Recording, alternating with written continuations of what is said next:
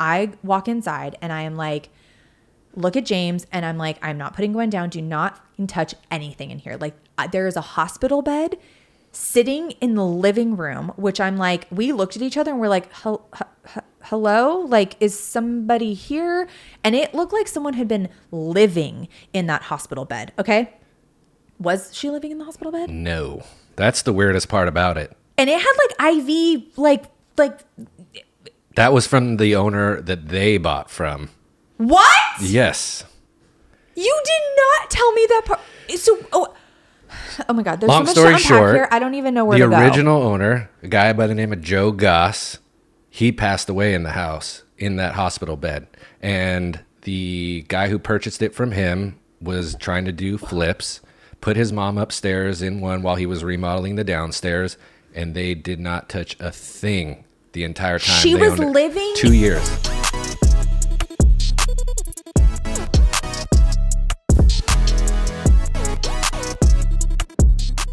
Hi, everybody. Welcome back to Behind the Lockbox. I'm Stephanie Zalowski, and today we have my fellow ski with me. Ryan Petaishiski is in the house.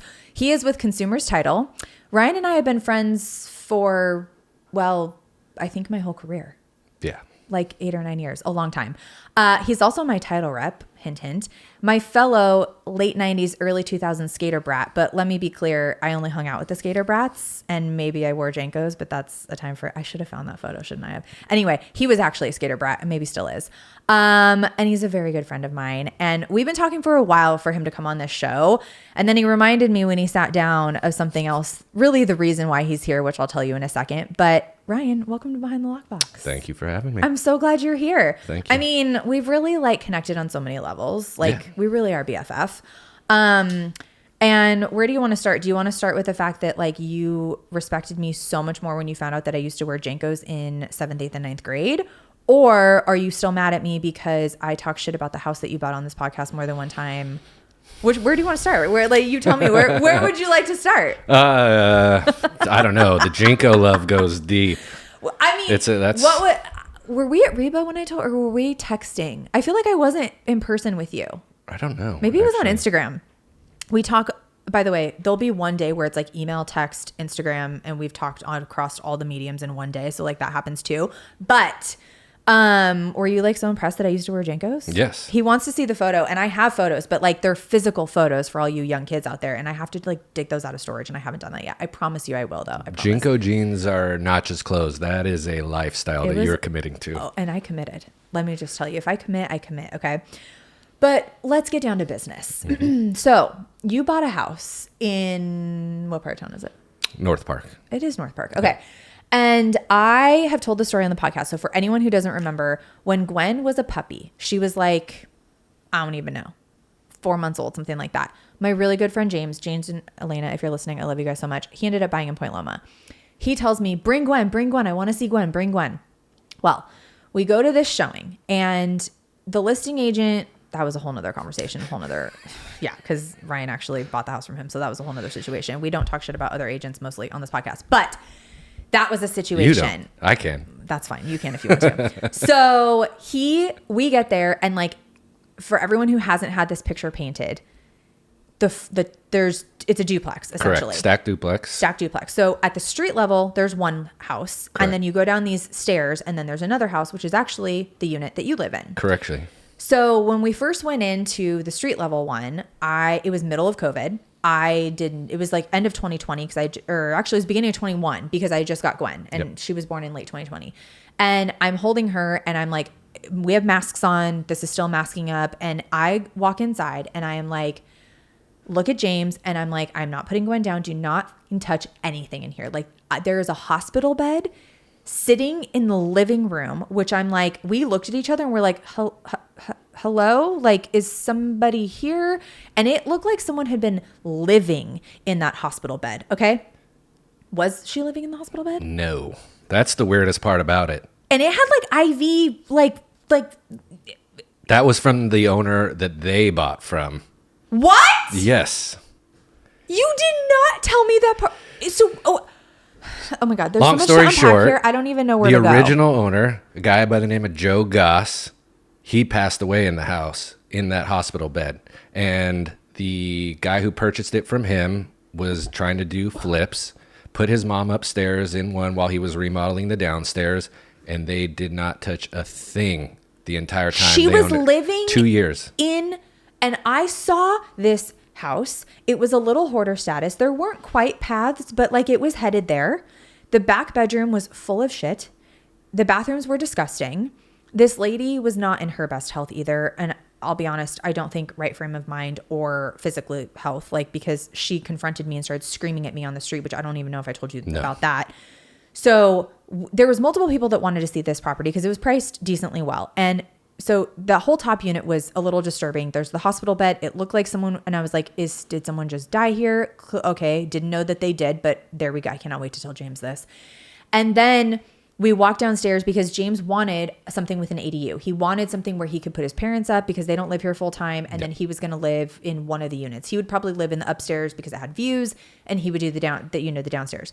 So we go down there and they told us, hey, there's tenants downstairs, but they're super chill and they're going to let you in.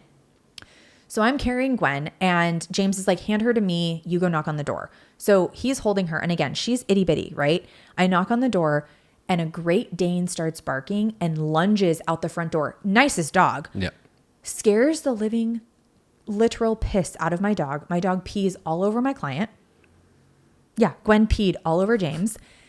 We're trying. So not only have we just been, don't know what we just saw upstairs, but now we're trying to go downstairs and see this unit. They let us in. We kind of walk along the catwalk is what I lovingly referred to it as. Basically, there's that one bedroom right when you walk in. I mean, I know your house like the back of my hand now. And then we walk in the back and we see it and he's like, this is a little small, but like this will do. And then we walk downstairs and like, it's very much lipstick on a pig. Like the treads were coming off the stairs. Like, I mean, it was like, I was like, okay, whatever. But the backyard was sick. Like there was space out back to do stuff. It had views of like the city and stuff. Like it was a great buy. I don't. A lot of potential. A lot of potential. One thing you forgot though was the smell. The smell upstairs, it smelled like pee, like no tomorrow up there. I couldn't tell if it was human or animal. That was I'm pretty sure it was human. Factor. I'm pretty sure because now that you told me that the guy died in the bed, I'm pretty sure it was probably his pee mix. I don't know. After all of that happens, we then go back upstairs. I'm like, we go back in the main house and get like, we find one paper towel. I get it wet. And like, James is like, I'm fine. It's just dog pee, like stuff. She's so cute. Like, he was so good about it. I felt terrible. I put her in the car. We're outside talking. Multiple other agents are now showing up to see this house. Okay. And this is like, I think like a week before even you saw it because it didn't fall out of escrow or something. So we originally submitted an offer, didn't hear anything. Okay. He was definitely not the best communicator. Thought that it was going to be pending. Okay. But it didn't go pending. Yes. So I'm checking in on it every couple days. Right. 3 weeks go by. It goes pending. But it was just a weird situation. The whole thing was so weird. Well, that day, we're standing there talking, and an agent walks up to us, and he's probably from like me to you, right? Or maybe me to Max. Like, I don't know. Max is like what? 10 feet. 10 feet from me, maybe? Okay. And he's like, hey, I can't get a hold of the agent. Here's my card. Like, can I just get the lockbox code to go in? And I'm like, yeah, I'll give this guy. He hands me, and I knew actually who he was through someone else. Like, I knew he was a legit agent. And he's like, the agent's not answering, which again, so I said, oh, it's 4356. And I didn't scream it. I just told him what the code was. I don't even know whatever the code was. He goes in. All of a sudden, James and I are sitting out there talking, and it had been like 15 minutes. And I had noticed that there was this lady kind of hovering across, lurking. That is such the word, across the street. And all of a sudden I go to get in my car and she goes, hey, and she's like, and I look and she's like, yeah, you just yelled the lockbox. Mind you, it had been like 15 minutes. We had now been, that agent had come and gone. Somebody else had come and looked at it, had the code, did it themselves. Like it had been a while. She starts berating me and screaming at me as my client is getting in his car behind me for yelling out the lockbox code. And now she is convinced that she's going to have to call the cops because someone is going to come in and kill her in her sleep. Oh yeah. This is what she's screaming this to me. And my client's like, Steph, just get in your car and go. And I'm so embarrassed because now, you know, him and I were newly working together. Not only is my dog peed all over him, we don't know what we walked into. We almost got eaten by a Great Dane. And then this lady who apparently lives here, and James calls me once we get in the car and drive away, and he's like, that was insane. Are you okay? And I'm like, I'm fine. I'm so embarrassed. I'm so sorry. He's like, why are you embarrassed? Like, you did not yell the code. And is she the one that lives in the hospital bed? And I was like, I don't know. She was living, they literally didn't even clear out the house. So he was some threw of her in the his back stuff? bedroom, and I'm pretty sure a lot of that was still his stuff. I think so too, because there was man's stuff in the house. Yeah, I think his whole plan was to fix the downstairs one, put his mom upstairs. Then when he got ready to do the upstairs one, he would move her somewhere else and he would fix that one. Well, COVID hit, and I think that they kind of got sketched on what the future looked like. Right. And that's why they sold. Because wasn't the agent friends with the seller? That's another problem. Non-disclosure with a personal relationship. I believe he was dating the seller's sister, and she was also the property manager for the tenants. And the seller himself was CHP. So it's super funny that the mom's like, we got to call the cops. It's like, just call your son. He'll be here in 5 seconds. It's literally coming back to me. She told me her son was a sheriff and that she was going to have marked cars here because somebody was going to come in and attack her now because I just gave a stranger the code and that he was going to come in and like kill her basically. And she's like, my son's a sheriff and I'm calling the cops on you. And now I have to have a marked car outside my house. Oh my God, it's all coming back to me now. I literally blocked this out because it was so traumatic. Yeah. Oh my God. Very intense individuals. The agent himself, who when I saw that it went pending and then things weren't going on, I was like, I probably shouldn't do this, but I'm going to give this guy a call and see what happens. So I call him.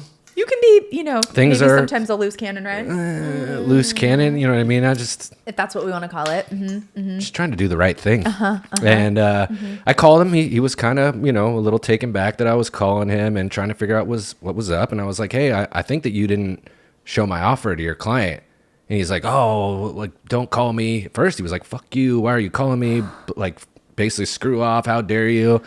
And then proceeded to basically tell me that... Who represented you in the sale? Your Brianna, sister? Yeah, okay. Yeah. Okay. So basically, he tells me, I don't put anything pending until I've actually received the deposit. So, okay, I understand that makes sense. Fine. But, like, communicate that. Fine. Exactly. So he's like, well, here's the thing. I got a 42% feeling that this deal isn't going to close. I was like, weird number, but okay. First you're telling me to screw off. Now you're telling me. I'm going to use that for no one. I have a 42% feeling that like this is not going to work out. Yeah. And he's like, and your agent will be the first person that we talk to when things don't work out. This took a very weird turn, but like, great. Yes. Thank you, sir.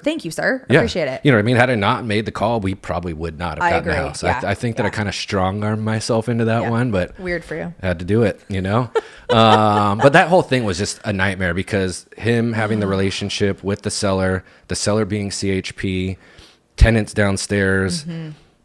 I started to find all these things that were wrong with the house after purchasing it that you can't go through that tree out front.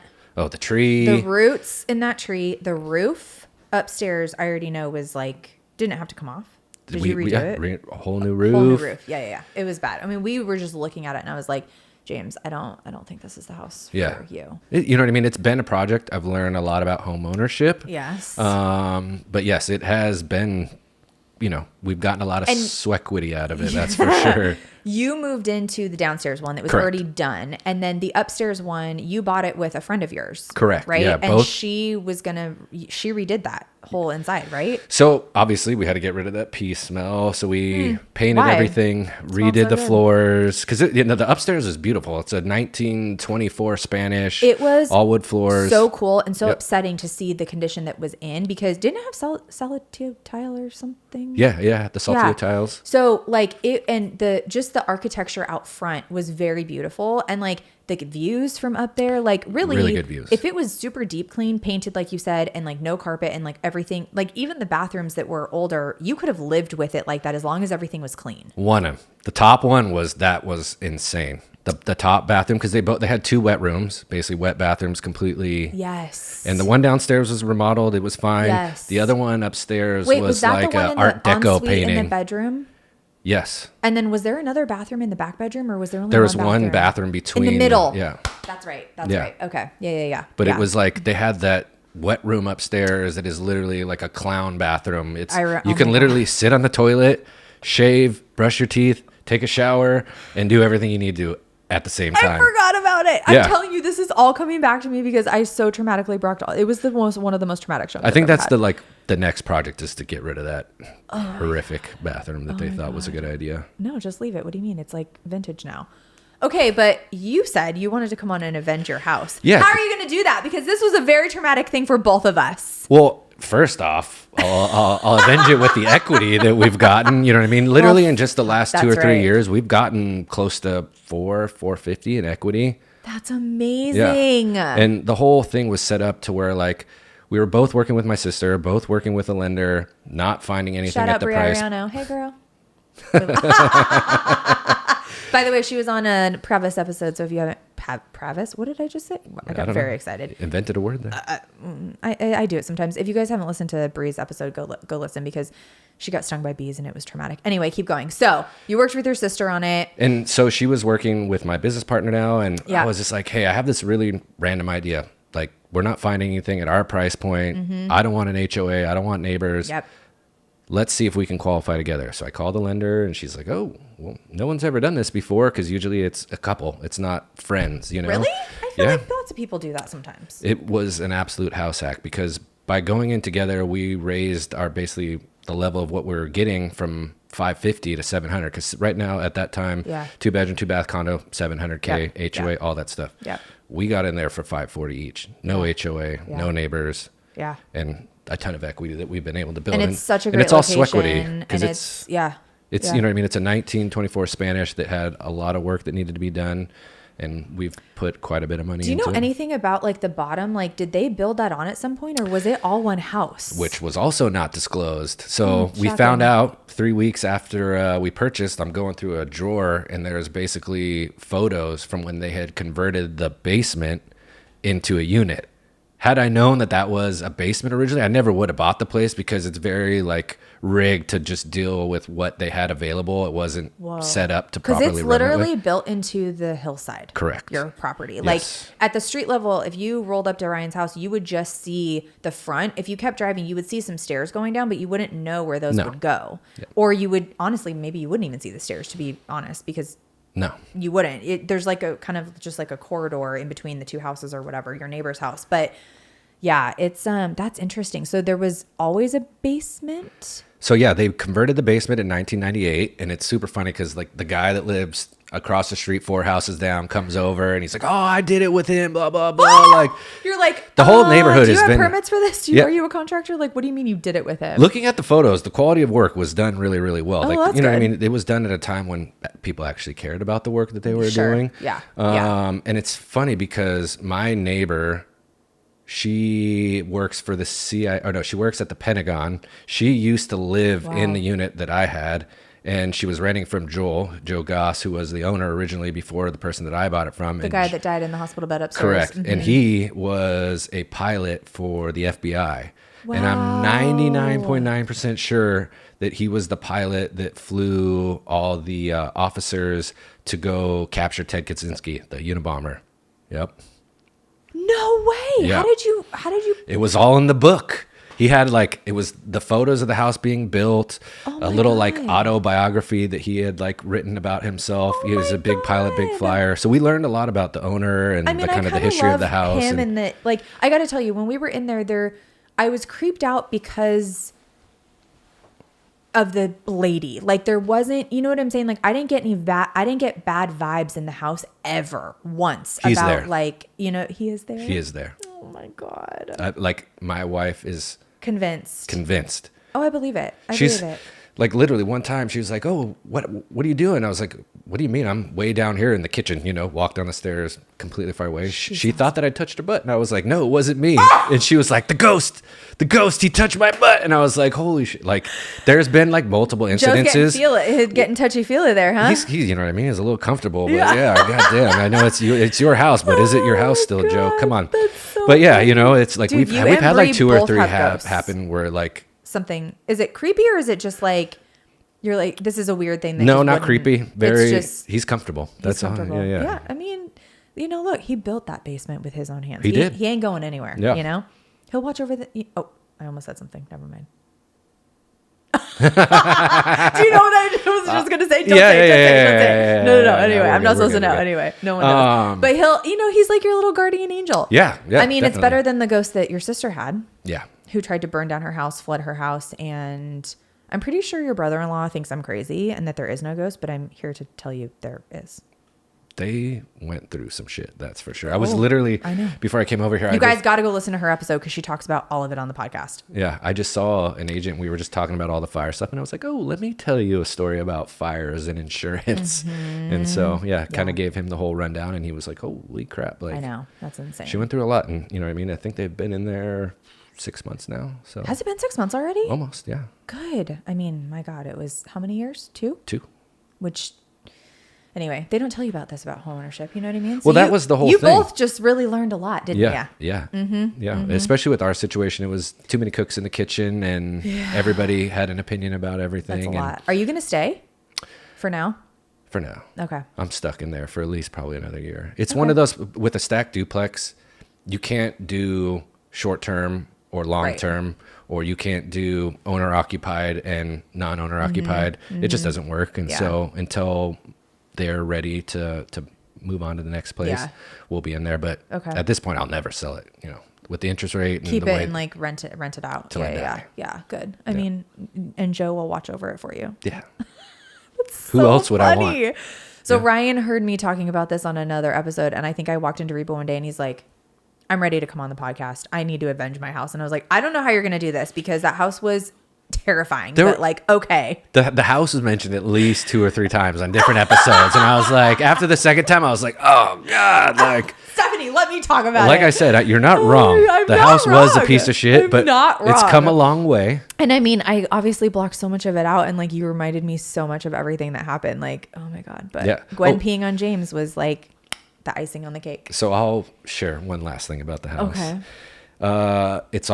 Has a sump pump, obviously, that we're on the hill. All the water goes down to the bottom. You pump it back up to the street. Yep. Well, that has been one of my biggest banes of my existence. I have become a legitimate plumber. Non-pressurized lines, but I have learned to plumb. And I guess on the contrary, which, you know, I don't mind sharing, it's kind of a little disgusting, but fixing that thing, I got pink eye. No. Yeah. No. Yeah. No. Yeah.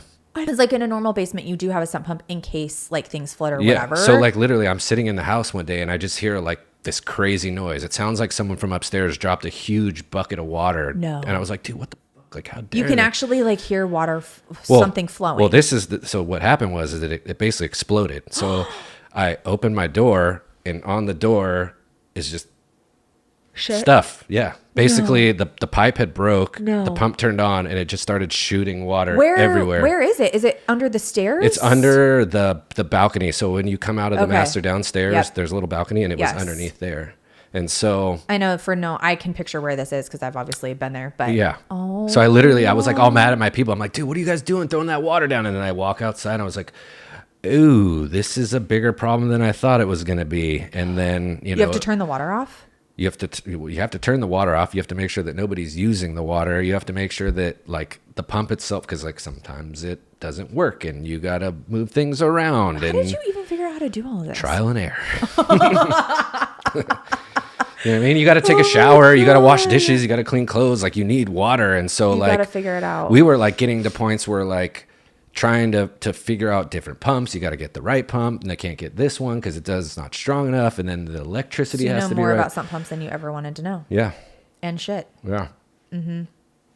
That's unfortunately, but yeah, it's all learning experience. Oh my God. This is the stuff they don't tell you about real estate, especially owning it. That's what this podcast is for. Sometimes you get yourself into a little shitty situation. Literally, and then get pink eye. And when was that? This was. Is this why you weren't at Reba 2 weeks ago? I'm just kidding. No. I did not come because I was like, oh, this is embarrassing. You know what I mean? It's also like it's contagious. So like, yes, thank you for not coming. But oh my God. Yeah.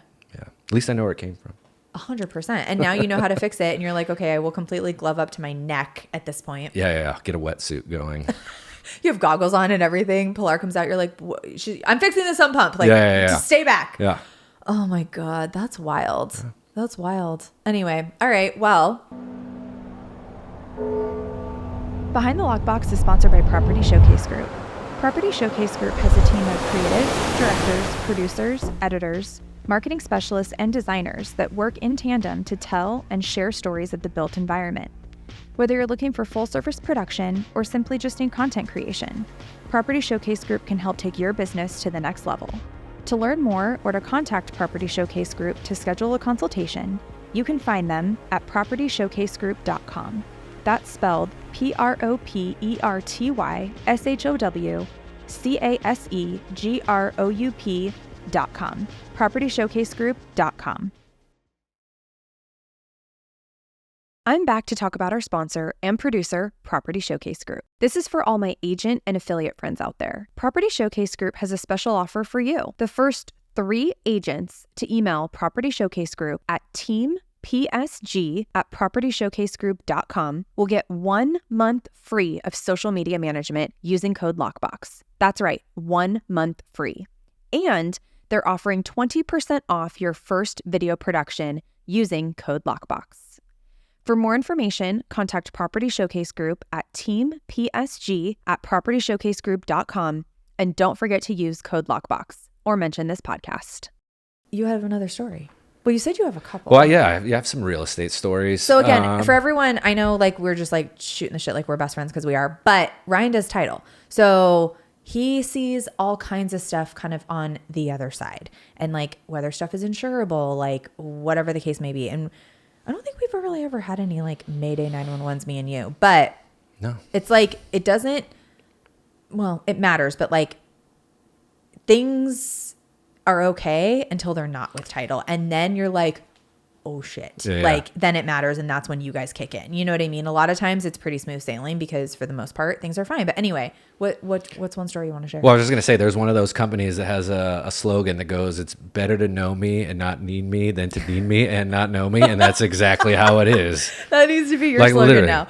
Yeah. Because, you know what I mean? Everybody's like, oh, title, get out of here. And I get it. But when shit the commission's hits the on the line fan, and you're talking about yeah. 6 figures, yeah, then and I'm your best friend. And by the way, a lot of times this happens with title when it is the 11th hour. Yeah. It is never in the beginning of the trend. I mean, sometimes you're like, hey, this looks a little fishy. Well, yeah, whatever. we pull everything to do that, Right. but then there and you'll are find certain things every now and then. But like, it's usually if shit's gonna hit the fan, it is the day before close. Like it is the 11th hour. It is a disaster. Okay, so go for it. And that's where we come in. Like we're Right. supposed to be the ones fixing the Fixing problems. it, yes, because title has to be insurable in order for the deal to close. Correct. Yes. Yeah. Okay. So my real estate story, though, that I wanted to Yeah. share that was super funny is, you know, these people. One time we were Tell out. me offline. Yeah, no, we, you know, what I mean, you'll be able to tell. Okay. But yeah, one time you know, you go to Caravan, everybody goes afterwards to look at the houses. So me and these 2 friends, agents, were like, oh, let's all go out together. Matt Toby. Mm-hmm. So we Should go we out. get Matt on the phone right now and be like, Matt? I want to ask him because I don't know what ended up being the resolution of this situation. Oh, this has to do with Matt. Yeah. Oh, I love it. So we can call his ass out all day yeah, long. He yeah. just came on the episode a couple weeks ago. Anyway, okay. Yeah, nothing was wrong. But Okay. so, you know, we're like, oh, hey, let's carpool together. So Yeah. we carpool together. We go see a few houses. And then we pull up on this house. And one of them's like, oh, hey, like, there's my client. And 2 seconds later, the other one's like, oh, there's my client. And we get out, and it's the same client. They had both been talking to this buyer, you know, buyers are liars and things like they that. can be, yes. But for me, in my situation, here am I with 2 of my clients, and I'm like, holy shit. Did you get popcorn? Were you just like doing this? Oh, Like I just sat back and I You're was like, oh, how is this going to who's go gonna down? win? Luckily, they're like 2 great individuals, and Right. they figured it out. You know what I mean? They're still really good friends. Nothing what? ever happened wait, to it. But wait. So the buyer showed up to a caravan? they Like were he- just there because, you know what I mean? They're one of those people where they're like, oh, I work with you. Oh, no, I work with you. And then they're going to the listing agent like, oh, what can we get if we put in the offer? And it's So just they like, were kind of like, so by the way, for anyone who doesn't know by now, a broker caravan is literally just an open house for us agents and like industry people. So did the buyer show up because like they live nearby and they wanted to see it? Or I don't know why they were in the area, but they were not with either of them. But they were at the broker caravan where they shouldn't have been anyway. Yeah. But yes. And so we get out of the car and those 2 go up and start talking to them. And I was like, see you later. Oh my God. But it was just hilarious because it's like, it's such a small world Yeah. that even Yeah. in that situation with 2 people that are like great friends, It can that happen. stuff still comes up. It happens all the time. Matt told a story. You heard I it saw the episode. Yeah. He lost a deal to his mom, and Yep. he was like, "What the hell is this?" Like, I mean, it happens all the time. I mean, I had this was end of last year, right before. When did the NAR stuff take place? August? It was August. Yeah. Okay. So very beginning of August, it was when I had the Racket Club listing on. I just put it on, and I had a buyer call me direct on it, and it was one of those, and you know how this goes. When they call you and they're like, "Can I see this today? Can I do that? Can I do that?" And I'm like, calm down. Are you pre-qualified? Tell me what you're looking for. Like, I'm not new. I'm not going to jump and say how high, right? But I had another listing that she wanted to see. And I said, hey, I actually have a showing there this afternoon. Why don't you piggyback off that? Come on through. Let's get to know each other. And that also was going to give me the opportunity to then talk to her about, look, if you want to work with me, I'm going to show you the Racket Club tomorrow. I'm going to show you this listing today. If you want to work with me, you're going to have to sign this agreement now. New stuff is changing place literally on Friday. Mm-hmm. Okay.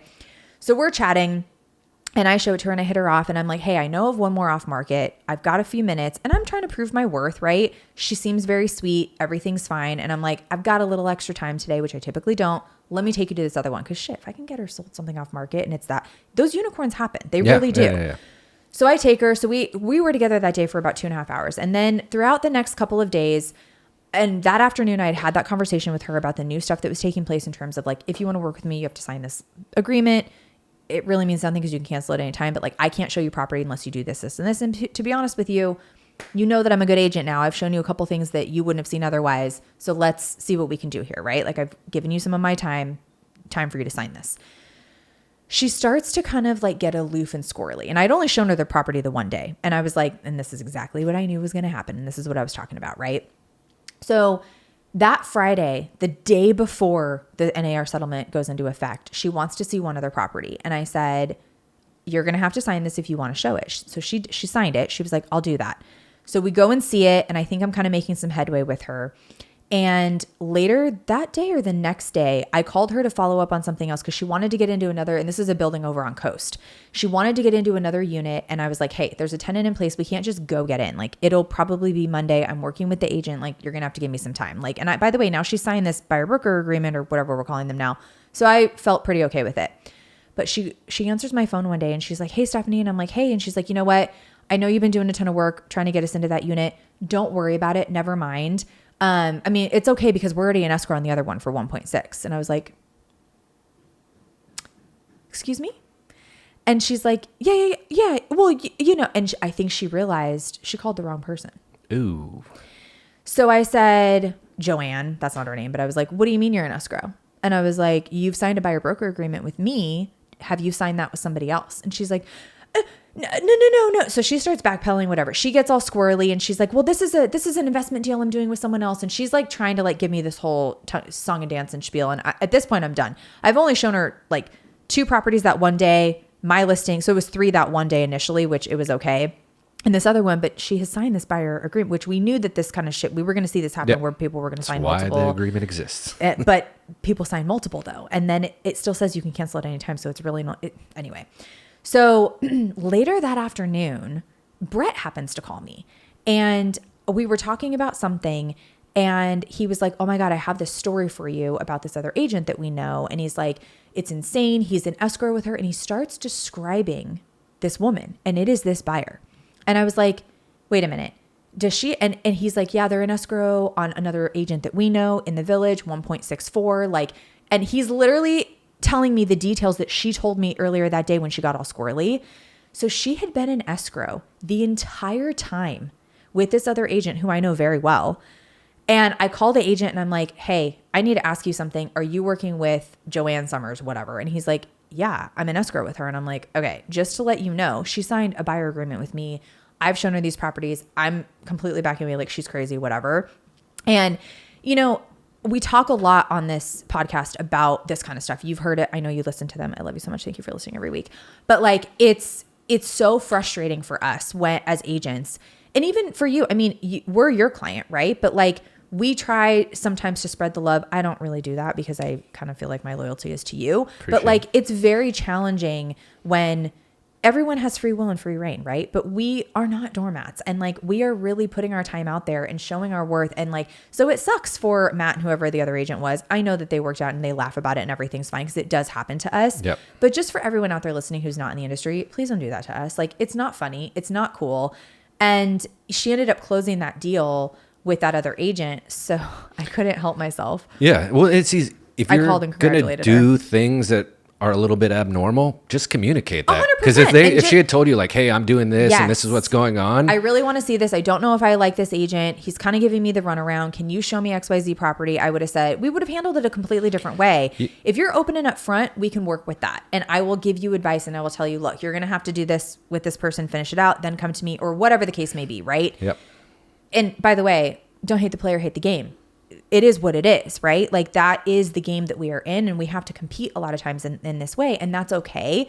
But when they lie and they just like give you the runaround and they try to like, you know, they see, a lot of people see us as just like, whatever, show me at this house. Like, and it's like, no. At least you guys are on the top of the food chain of the hierarchy. We're like, I mean, the are we? I bottom. don't know.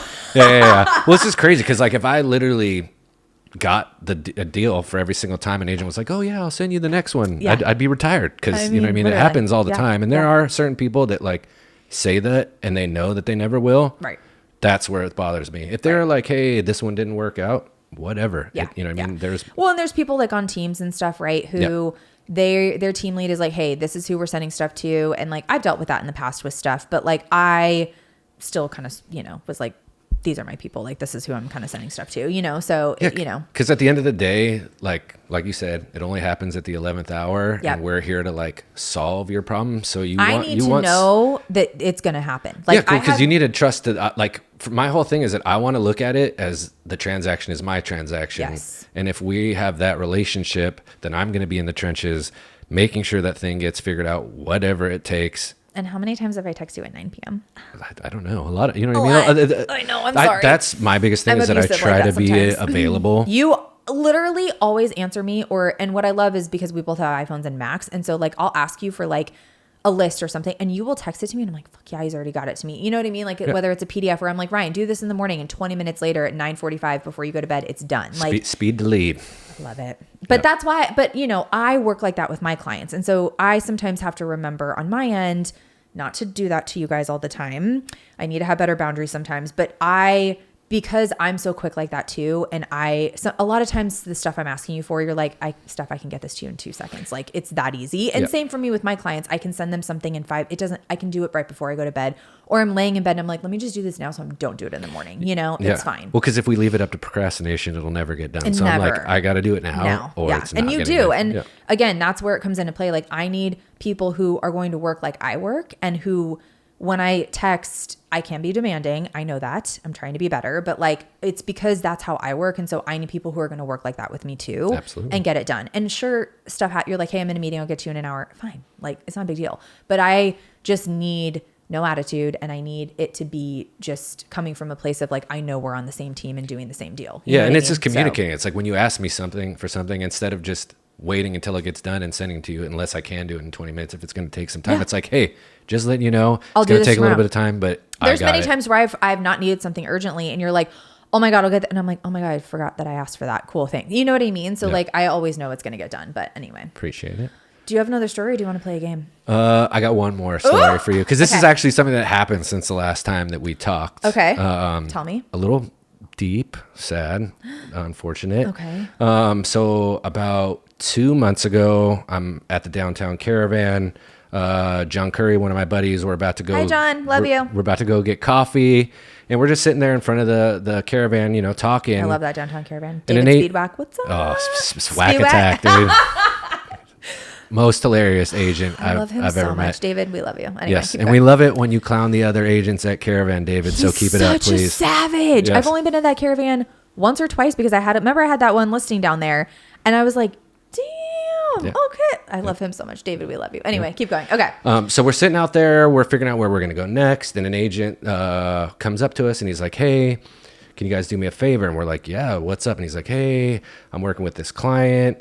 Their condo's like right down the street. I just got a call from the ex-wife. It's a divorce situation, and she wants me to check in on her husband, soon to be ex-husband, and she doesn't want me to go alone. Can you guys go with us? And we're like, yeah, for sure. Like, what do you mean? Like, yeah, scary, but like, you're like, this could be intriguing. Let's go. Yeah, you know what I mean? Because we're like, oh, was this guy gonna like beat you up or something? Like, what's going on? And so, you know, we get there, and you know, he like gets to the door, and he's like, oh crap, like I don't know what to do. And I'm like, okay, like, you know, trying to guide him through this because we're all just knock. like, yeah. I was Right. like, well, first knock, you know, make sure that he knows you're coming in. Did he have a key? He did. Well, yeah. So we went. We got. Okay. Yeah. So we Okay. went. Got the lockbox. Got the key. Went upstairs. Okay. Go into the unit. He goes in. He's like, "Oh, you guys gonna come with me?" We're like, "No, we're not going in." You know. And then We'll be right here at the door. basically, no more than 5 seconds later, he starts calling out the guy's name, a little bit more dramatically, and then comes out and basically lets us know that the guy had taken his life. Very, very intense situation, just because, you know what I mean, here we're with this guy. We were not expecting to go into this kind of heavy situation, and things got heavy very, very quickly. Very quickly. And was it gruesome? I didn't see anything because I just refused to go inside. Good. You know what I mean? It was like, if I don't need to see anything, I don't But want to he see anything. obviously saw him sitting there and was saw trying everything. to like call, like be like, dude, like, hello, are you that, like, thinking? Yeah. Okay. Yeah. And come to find out that they're like good friends. They'd had a relationship for some time. He was friends with the couple. And so, But the ex-wife was concerned because she was out of town, and and something had happened. And so basically, you know, we're at the point like, shit, what do we do now? So we call the cops. We're kind of helping them get to the apartment. He's staying up there. And just the whole thing kind of got super weird because the cops come up to us and they start questioning us like as if we had done something wrong. And, you know, they start asking us weird questions about our friend and like, oh, like when he went in there, did you hear this or hear that? And we're like, dude, no, he did not do anything. Like relax. We literally found this guy dead. Yeah, but they were like trying to like almost make him feel bad or guilty or like that, which is so bad he because was he just found his involved. client Literally dead. just going to do a favor for them. And yeah, it was pretty intense because the cops like, oh, you can't leave. And you know what I mean? Realistically, he just wanted to go because we all wanted to just leave, but we were being held there to question and figure out what was going on. And then, you know, he had to call the ex-wife, I'm sure, and like, you know, break that news. And like, that's so tough. And unfortunately, the person who was involved, they know some kind of close friends of ours and things like that. So I had like, you know, I was like, oh, like I heard the name with the cops. I was like, I'm going to look him up on Instagram. And I look and I see he's like friends with a couple of like really good friends of mine. Wow. And so I reached out to them and I was like, hey, do you know this guy? You know, here's the apartment, blah, blah, blah. Right. I see you guys are friends on Instagram and it's not just you, it's you and your wife. So it's obviously a real relationship. Right. And, you know, it was just like, holy shit. Like, it's real. yeah. And they, you know, they call their friends and, you know, it was just. I mean, we have had stories like this kind of recently. Like a few different people have come on who have done like flips and were around in the 2007, 2008 subprime days. And like when they were taking over these properties for people who didn't want to necessarily have their houses foreclosed on. And there was one where a guy did kill himself and they found him inside like 5 days later and they had to cut the locks off. And then that whole thing ensues. And like, it happens. I mean, we do see some heavy stuff and hear some heavy stuff because this is people's homes. Like things happen and it is what it is. You know what I mean? That one situation is going to have an everlasting effect on that agent's life forever. How they look at everything, how they do everything. And you know what I mean? It's not something that they necessarily signed up for. Especially when it's a client that you have a relationship with. Correct. You know what I mean? Sometimes in this business, we meet buyers and we just started working with them, or it's a seller and they found us online or whatever, and we don't really know them yet. But like, if it is someone who was a referral to you or you've known them for a number of years and they're finally coming to you to sell and then you have to find them like that, like, yeah, that's everlasting. Like that is traumatic and you are going to be a little traumatized when you walk into a listing and like, is somebody here? Like, did something happen? You know what I mean? Like it would haunt me for sure. Well, like, I'm just kind of really glad that we were like, hey, yeah, we can go with you because had he gone by himself, then it's like, you have no alibi. The cops are, you know what I mean? It just was a weird situation. And just to be alone to find that, like I would have had a panic attack. You know what I mean? Like that is so traumatic in itself to not have support and to not have friends. So, I'm sorry. Very, very unfortunate. Very. That was recent. Yeah, this was less than 3 months ago, probably. Oh God. Well, I hope he's okay. Sending all our love to that agent. You'll have to tell me who it is after. But okay. Do you want to play a game on a higher note? Yeah, let's go. Okay. All right. This is going to be interesting because you just kind of said it right now. But okay, we're going to play punch list. You know how this goes. We hit your 3 questions.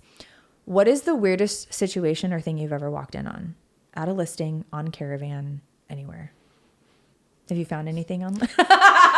Definitely found a lot of weird stuff, but I went to think about the idea. I was like, the weirdest thing that ever happened is one time I was in Point Loma Caravan and I thought I was walking Palobra? Palobra.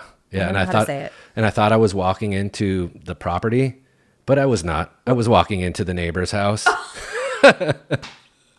It was a little old couple, Girl, hey just guys! like, And they're like, come on in. no, not at all. They were like, dude, it was a little old couple. They're like sitting down at their table having coffee, and I just walk in, and they're just like, and they're like, who the hell is this guy? They were like, what the hell? And I was like, you're not dude, exactly like.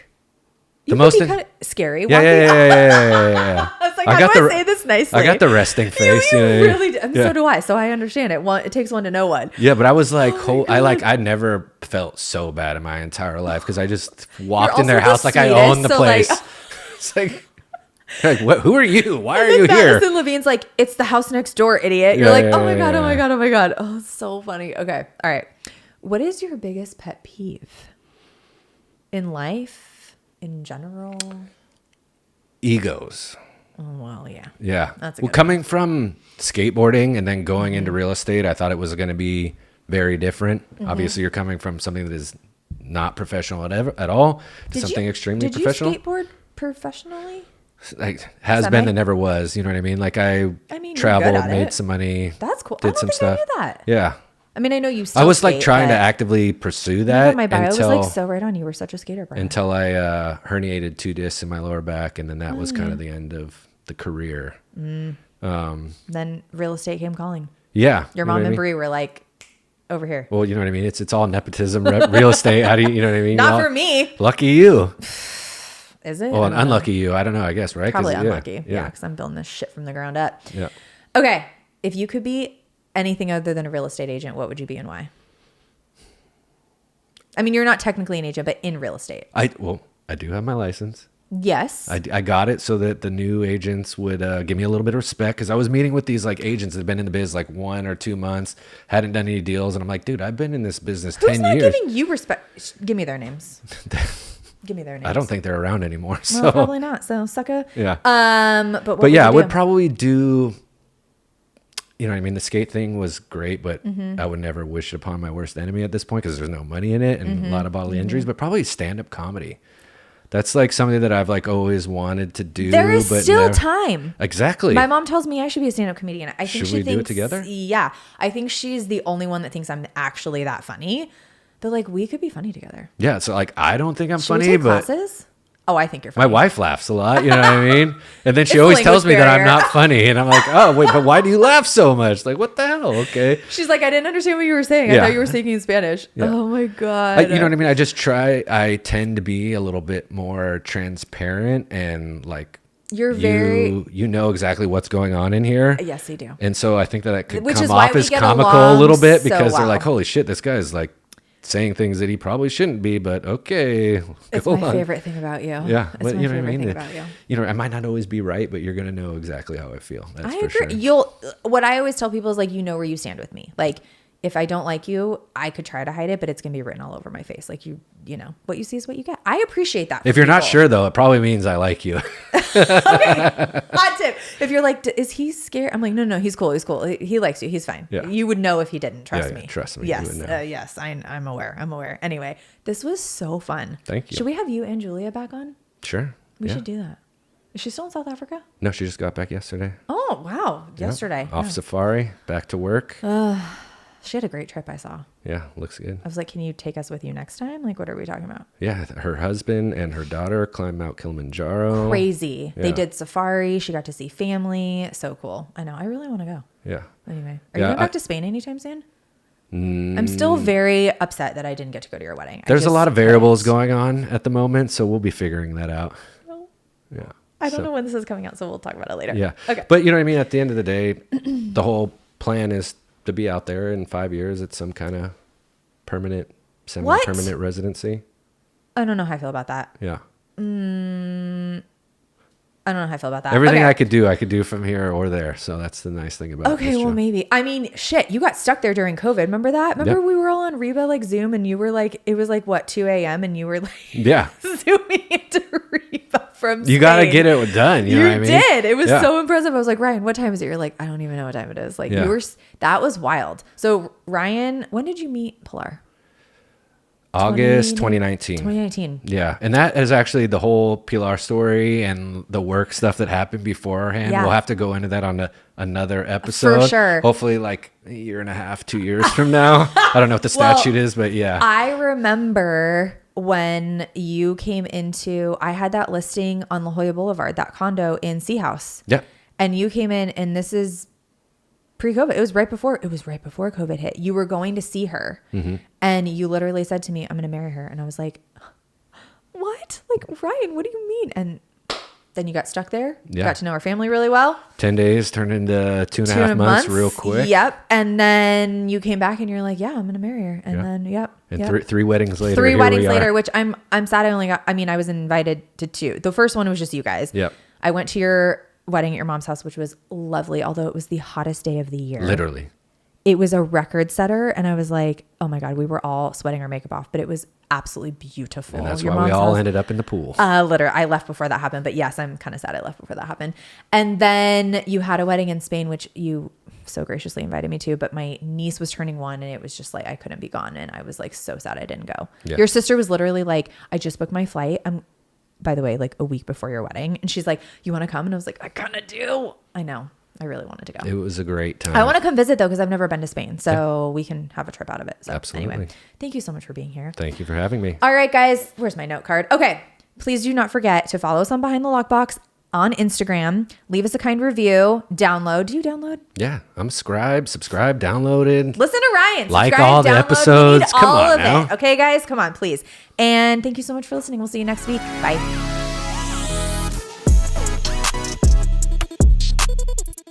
Thanks for listening. Behind the Lockbox is produced and edited by Property Showcase Group. If you like this podcast, please share it with your friends. Don't forget to subscribe, rate, or review this podcast. Thanks for your support. See you next week.